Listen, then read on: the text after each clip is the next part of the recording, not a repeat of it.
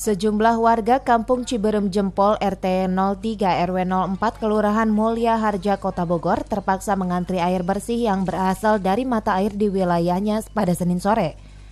Dengan membawa berbagai peralatan seperti ember dan galon, warga pun harus mengangkut air yang ditampung dalam toren setiap harinya. Kesulitan air bersih ini dialami sekitar 300 warga di wilayah tersebut sejak sebulan terakhir, akibat surutnya sumur mereka, ditambah lagi hujan yang tak kunjung tiba. Akibatnya warga pun mengandalkan pasokan air tersebut untuk mencukupi kebutuhan sehari-hari. Sebulan lewat ya? Sebulan lewat, ya. Terus gimana Bu? Kesulitan air gini gimana? Ya, tiap ini ngantri. Kalau jam pagi jam berapa Bu? Pagi jam 5. Kadang kebagian, kadang enggak.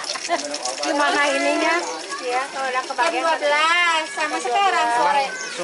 Emang sumurnya kering atau gimana Bu? Kering, paling ada 2 ember, kadang nggak kering banget sih. 2 ember, itu juga berdua. Jumlahnya berapa warga yang di sini? Ya susu ini paling banyak RT 4 aja, RT 4 ya. RT 3. RT 3 RW 4 aja paling banyak di sini. Yang ke sini? Ya, yang ke sini. Soalnya pada jauh, soalnya kalau. Ini tiap hari apa gimana Pak? Tiap hari, pokoknya pas sudah mulai kering aja. Sudah mulai kering tiap hari. Warga memang kesulitan apa gimana airnya Pak? Emang kesulitan, sumurnya pada kering Pak. Paling dapat juga 1 keramik gitu. Kalau sumur itu punya semua juga sumur, cuman nggak banyak.